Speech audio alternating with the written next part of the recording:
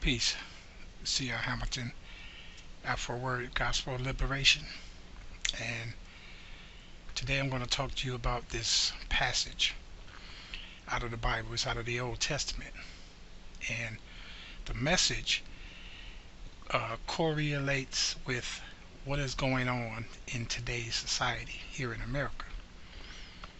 It also fits into the prophecy so-called evangelical preachers prophesied of, saying that God anointed this man to be the president. And I'm going to completely, unravel that theory with this passage. And I'll tell you what it would actually happen, where it pertains spiritually.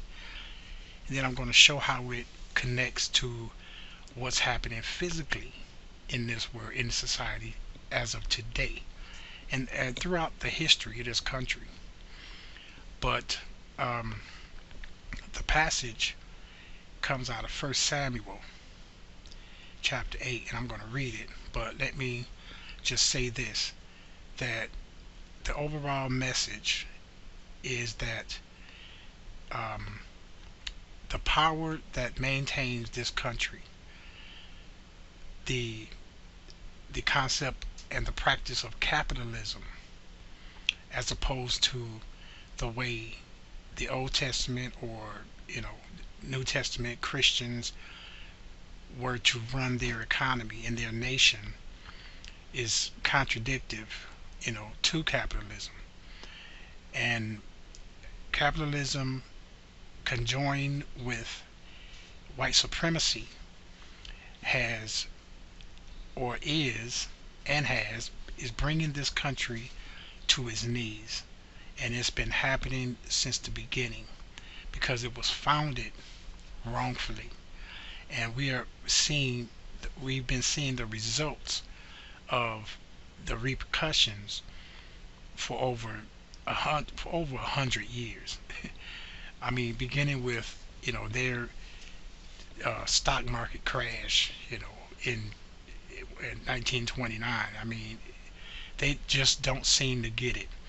That the more they use their power of capitalist oppression of the worker and the poor, and their oppression and neutralization of people of color, especially black people and the Native Americans, the more they use those two things to maintain power, the worse the country is going to get. They don't seem to see that, but that's what's happening. It's getting worse, and I'm going to prove it. I'm going to prove it with these words out of 1 Samuel. And how I'm proving it is because you don't have to believe what I'm saying out of the scriptures. You just look at today. Look at the president. Look at the people that support him. Look at the people he's helping. Okay, and just look at the condition of America as a country, as a nation. Look at it yourself. Okay, and then I'm going to go into this passage, and I want you to see the similarities in it. But the 1 Samuel chapter 8, it begins at verse 1. And it came to pass, when Samuel was old, that he made his sons judges over Israel. Now the name of his firstborn was Joel, and the name of his second Abiah. They were judges in Beersheba. And his sons walked not in his ways, but turned aside after lucre, that's greed and lust for money. And they took bribes and perverted judgment. Then all the elders of Israel gathered themselves together, and came unto Samuel unto Ramah, and said unto him, Behold, thou art old, thy sons walk not in thy ways. Now make us a king to judge us, just like all the other nations. Okay, but this thing displeased Samuel, when they said, Give us a king to judge us. And Samuel prayed unto the Lord. He went to God. And the Lord said unto Samuel, Hearken unto the voice of the people in all that they say unto thee. For they have not rejected thee, but they have rejected me, that I should not reign over them. Okay. Now, God, after they told him that, God went to, he went to God, and God said, give them what they want. This is a strategy that God uses a lot, and people don't realize it. You know, in other words, you know, don't be careful what you ask for. You just might get it. That's a concept. That's the concept. But a lot of people use it. But this is something that God Himself is telling them. Be careful what you ask for, because you're gonna get it. Okay. But it goes on to say, according to all the works which they have done since the day that I brought them out of Egypt until this day, wherewith they have forsaken me and served other gods, which is money, so do they also unto thee. Now therefore hearken unto their voice, howbeit yet protest solemnly unto them, and show them the manner of the king that shall reign over them. God said, you go tell them, Sam, go tell them, I'm gonna give you a king, but this is the kind of king you're gonna get. Now listen to this king, and I want you to compare it to what's happening today for the last 40 years. It said, and Samuel told all the words of the Lord unto the people that asked for him a king. And he said, this will be the manner of the king that shall reign over you. He will take your sons and appoint them for himself, for his chariots, and to be his horsemen, and some shall run before his chariots. In other words, he's going to recruit them into his armies, his military. He's going to, this king going to, in other words, he's going to be speaking to the people to recruit people for his military. All right, this is their sons and daughters. And he will appoint him captains over thousands and captains over 50s, and will set them to his ear to the ground, and to reap his harvest, and to make his instruments of war and instruments of his chariots. All of the military contractors, that's what they're doing. And he will take your daughters to be confectionaries, and to be cooks, and to be bakers. He's going to domestically oppress women, or at least he's going to push that spirit of domestically oppressing women. And he will take your fields and your vineyards and your olive yards, even the best of them, and give them to his servants. He's going to take their properties, their hard work, their earnings, and he's going to transfer it over to his buddies. And this is what's happening. The wealthy are getting the tax cut. Put it like that. He's going to take your money, your earnings, the people, the nation, as they work together to build the economy. He's going to take that, and he's not going to give it back to him. No, he's going to give it to his buddies, and that's what's going on today. He's giving it back to the wealthy. He will give them to his servants. He will take the tenth of your seed and of your vineyards, and give to his officers and to his servants. And he will take your men servants and your maid servants, and your goodliest young men and your asses, and put them to his work. He's going to work people to death, of their wages. And look at what's happening now. He even work you without your wages, without paying you. He will take the tenth of your sheep, and ye shall be his servants. And ye shall cry out in that day because of your king, which ye have chosen, and the Lord will not hear you in that day. Okay. So, and then Samuel, nevertheless, the people refused to obey the voice of Samuel, and they said, nay, but we will have a king over us, so we may be like on all the nations. So Samuel went, and he told the people, this is the kind of king you're going to get. He's going to oppress you. He's going to take from you. He's going to give it to his people. And look at the situation. Okay.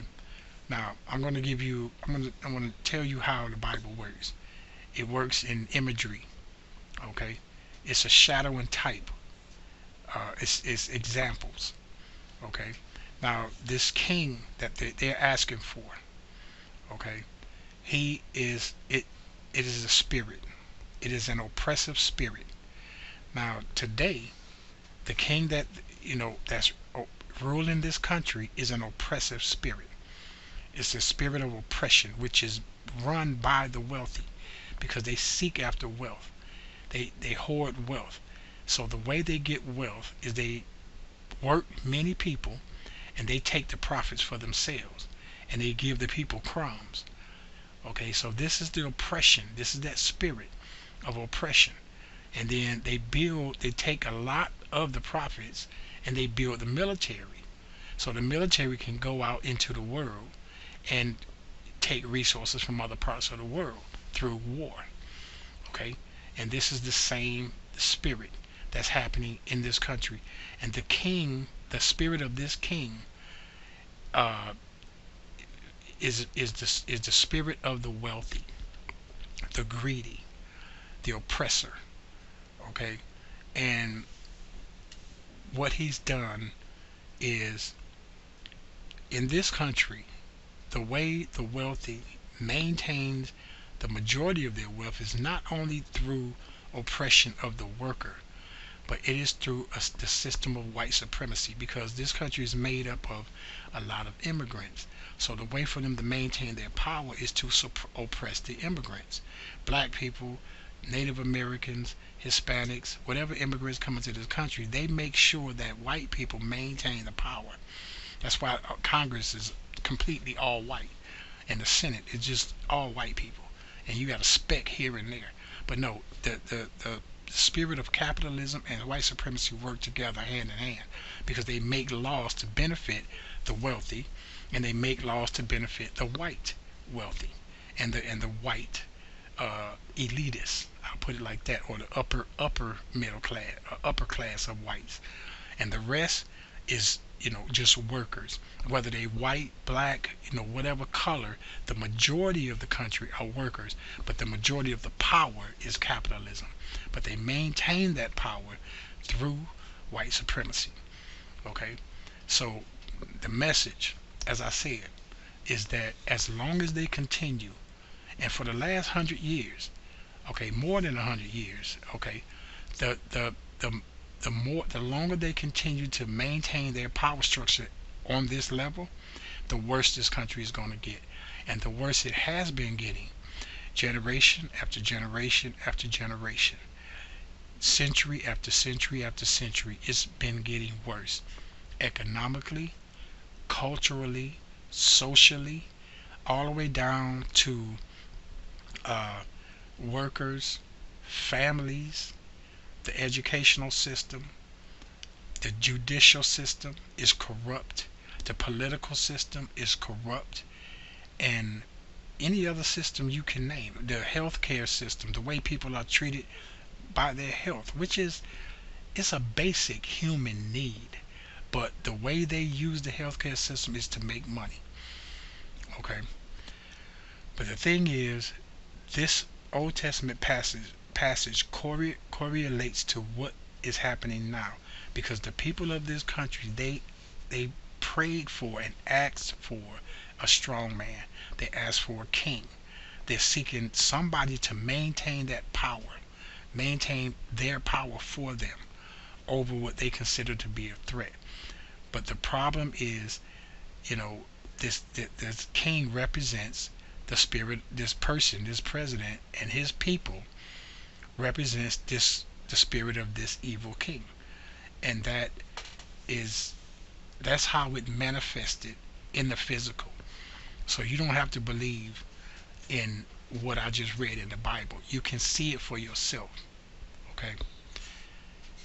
Over the last 40 years, since Ronald Reagan, actually it was back in, I'm going to say, during the when the stock market crashed and the reconstruction of the country, the wealthy had complete control.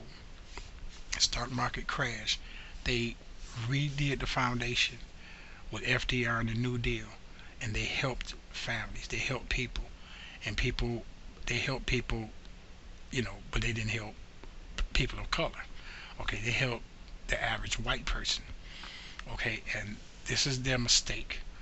All right, this is where they made their mistake, a huge one. What they should have did is restructured the country to help everybody, all of the immigrants, everybody, and the economy would have been soaring by now. It would have been indestructible, but it is destructible based on this concept of white supremacy. It is destructible, and because white supremacy and oppression of people of color, the things they've been doing, murdering, killing, imprisoning, cheating, lying, you know, just all types of cruelties that they're doing towards white supremacy so they can maintain their wealth are sins against humanity. And because of that, they are suffering the consequences of that sin. And I'm going to tell you what the consequences of the sin are now and have been.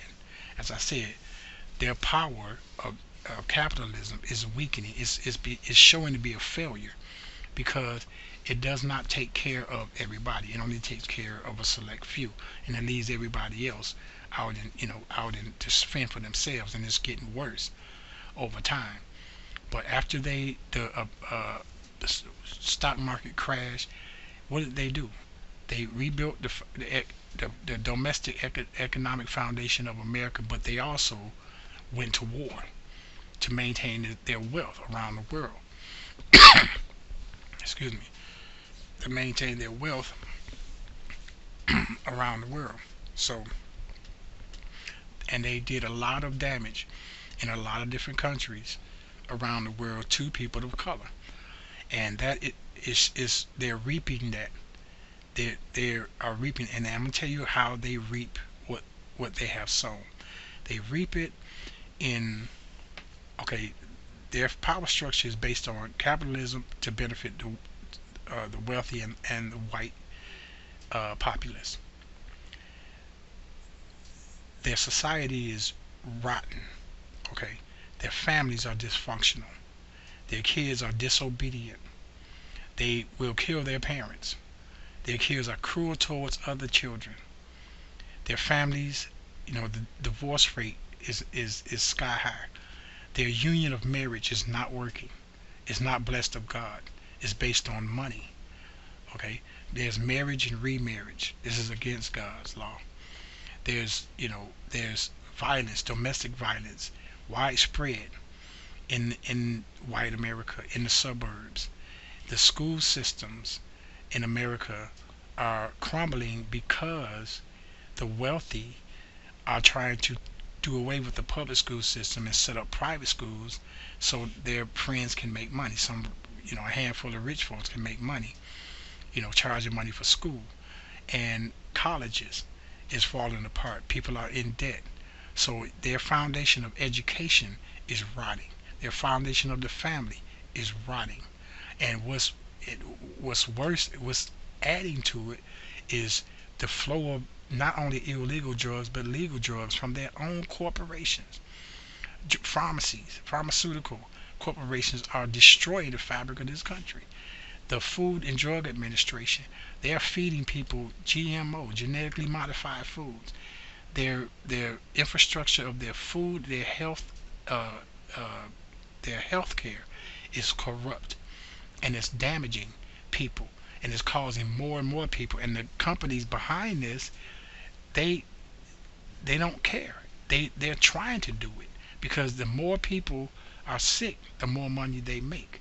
So this is corrupt. This is mentally psychopathological, to wish people to be sick so they can make more money, to pass out more guns so more people can get killed. So and for insurance reasons, and for just health reasons, that causes people to be hurt. And for the prison system, this is corrupt. Okay, this is against God's the against humanity. Is the prison system. That's growing. What feeds into that is the injustice of the law, perverted judgment. Okay, this is not right judgment. It's not the judgment of God. It's perverted judgment. So you have perverted judges, perverted lawyers, perverted justice system. It feeds all into a system, that incarcerates and locks people down. This is crazy. Okay, and yet, they try to give the white people the jobs in these private prisons. The healthcare system, the education system, the justice system, all of these things are failing. The economy, the capitalist base is failing because they're strangling the workers. Just like the scripture said, this king is going to use all of your labor for his own benefit and for his friends' benefits. So the theory of capitalism is crumbling because it's squeezing the worker base, and after a while, it's going to squeeze the worker base so thin that people are not just 80% of people going to be living paycheck to paycheck, but everybody's going to be living paycheck, and it's not even going to be paycheck to paycheck. It's going to be a half a week. People are going to be working more hours, more jobs, just to maintain a living, to buy unclean food, overpriced drugs, to buy education, something that should be just not God given, education, and anything else they need, food, clothing, shelter, such and such. They need to live. They are charging more and more money for, creating a huge underclass of oppressed people. This is all happening, and it's been going on for the last for the last 40 years. When Ronald Reagan got into office, the wealthy decided that they were going to completely take over this country, and they were going to destroy the foundation of democracy and the New Deal and the reformation of society. From that recovered from the Great Depression, they reformatted society to help people with Social Security, Medicare, Medicaid, to help people get on their feet. But Reagan came along, and they're going to dismantle all of that, and that's what they've been doing the last 40 years. And I'm going to tell you how what I noticed back in the 80s, the early 80s, where right after he got president, one of the first things they did was to privatize the public water, public sanitation department. You start seeing these companies such as Waste Management and BFI and all of these private sanitation departments taking the place of the city. The city used to go around and get all of your trash, and in the counties and the cities, the city used to do that. They still do it, but they're losing a lot of ground. The city and the state used to maintain the roads. They out there, you see them out there, but a lot of these people are private contractors. They're paying these asphalt companies to maintain the roads. They started this during the 80s. They took over. They started taking over the water system. All of the city services are being turned over to private corporations. Now they're working on the educational system, and they worked on the university system. They took that. They began to more and more privatize that, and then they took over. They're working on the educational system. They took away. They're trying to take away the government funded medical system, which is Medicare and Medicaid. They're trying to take over that and privatize it. They're trying to move more seniors off of Medicare and offer them private insurance packages, advantage care. What they're doing is, by them privatizing, it's fulfilling this scripture. He's going to take everything from you and give it to his people. This is what it's doing. It's taking everything you working for. You work, through the banks also. The banks are taking your money. They take money from poor people by using fees. So they're taking money. They charge you a fee for not having money. So they're taking money from poor people. I mean, what they do, the banking system, the healthcare system, all of these systems. What I'm saying is that the wealthy has staged a push to take over society, and this is all fitting to this prophecy or this scripture. Is moving to take over this society to the point where a lot of the workers, their goal is to have a society of servants, indentured servants that owe money, debtors, constantly, and if you're not, they will imprison you. This is their ideal society, and they have all of the wealth, and they can look down on you, and this is what this king did, this Samuel. This is, and God said, okay, if that's what you want, then that's what you're going to get. And today, this is what they voted for. This is what they want. And the reason, now, what's insane about this is that they don't see that the wealthy is taking over this country. They don't see that. They think that people of color are taking over the country because the wealthy told them this, and their king told them this. The wealthy is taking over the country. I mean, the colored people are taking over the country. That's why they voted for this man. It's not because of jobs. They don't care about that. He can take their jobs from them, and or make them go to work without paying them, and they wouldn't even care. It's not about jobs. He can lie about the jobs. It's not about jobs. It's all the wealthy planted this man in power to tell low-income white people, or a lot of white people, that we need to take back control of white supremacy. We need to push white supremacy so we can have our country. They put that man in charge they gave him a king in order to tell people that they voted for that man on that.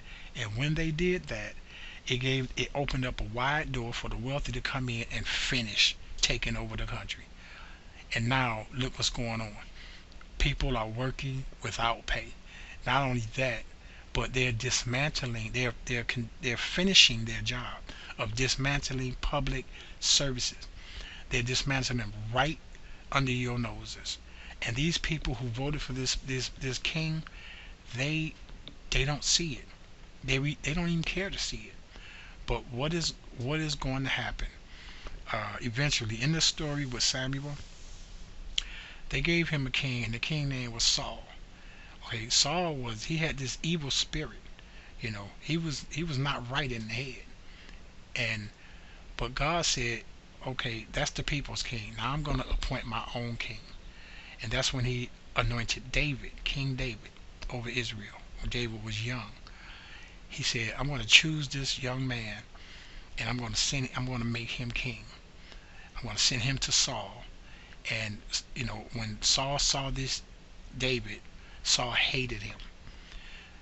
What that represents is that God has his hand on America, and he's going to push a movement, a spirit, a person, or somebody that's going to represent what he stands for, that's going to fight against this oppressive, evil, wicked king, and this spirit of the wealthy taking over society. He's going to push in somebody or some spirit or some movement that's going to remind people of him, because not only is the economic state of this country in shambles, and the justice system and the political system and it's morally bankrupt. It's morally bankrupt. These people, they have become so indifferent, so self-centered, so cruel towards other people, that they are willing to let people work for free, and lock up children, and take children from families, and drug children, give guns to children, give guns to teachers. This is a curse. This mentality, as I said in my other video, the reprobate America. God has given this country over to a reprobate mind. It's not just political and economical. No, it's mental. It's psychopathological. Okay, it is cultural. It's what appeals to these people is the essence, the message of cruelty. That's why they love it when this man speaks. He's cruel. He don't care. Okay, and they love this, and that is what they ask for. But when God pushes his movement, his message out, it's a war between goodness and evil. And that's what I talked about in my prophecy of 2019, that this evil, wickedness, and white supremacy, and the push of the wealthy, is going to get worse, and it's going to get worse. And you see it in the news. But as long as they do this country is going to get worse. It's never going to get better. It's never going to be what they want. Never. I'm telling you, it will burn in hell before they bring it to the way they want it. God is destroying it. He's not building it. He's not helping white supremacists. Okay, he's not. He's destroying. He's exposing exposing them, and he's destroying them all at the same time. So if you have any comments or questions, let me know. Peace and more power to you.